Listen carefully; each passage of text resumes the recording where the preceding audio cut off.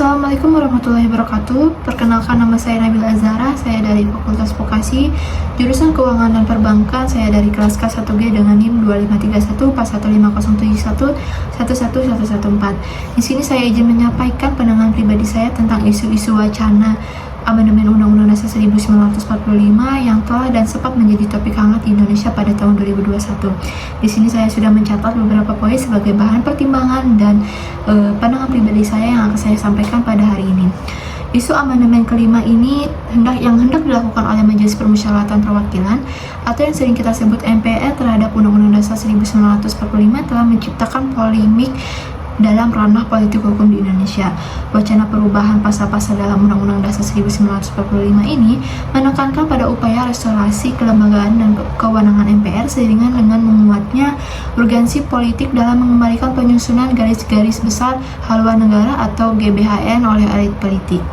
Isu amandemen sendiri menurut Bambang Susatyo yang pada saat itu menjadi ketua MPR, amandemen akan difokuskan pada PPHN dan tidak akan melebar kepada pasal-pasal lain, guna untuk Indonesia sendiri tidak terus berubah haluan. Hal tersebut memiliki pro dan kontra sesuai kita lihat dari sisi mana dan pandangan pribadi masing-masing.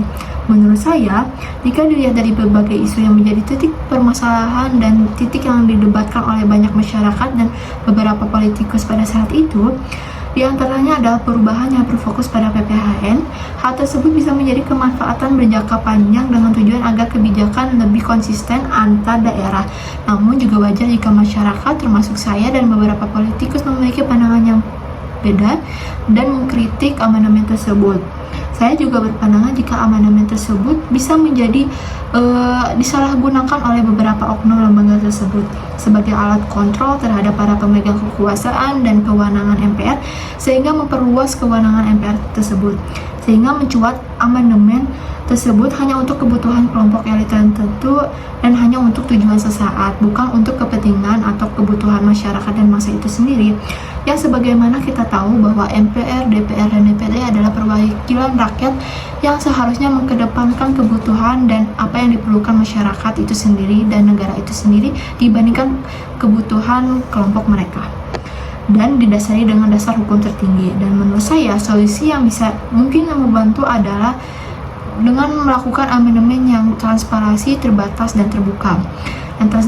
Amandemen yang transparansi adalah jika Majelis Permusyawaratan Perwakilan atau MPR ingin melakukan amandemen pada Undang-Undang Dasar 1945, harus dilakukan secara transparansi atau terbuka secara publik, harus mengkontribusikan rakyat apa yang mereka butuhkan, apa yang mereka inginkan, dengan melakukan musyawarah atau sosialisasi secara publik, dan dilakukan secara terbuka dan transparan.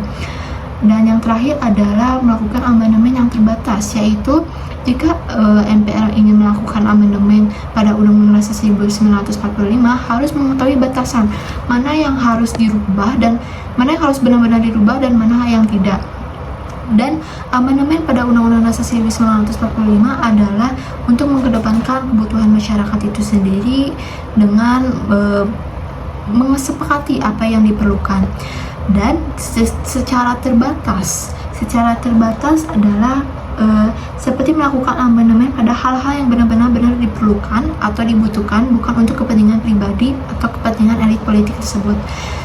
Sekian dari saya. Wassalamualaikum warahmatullahi wabarakatuh.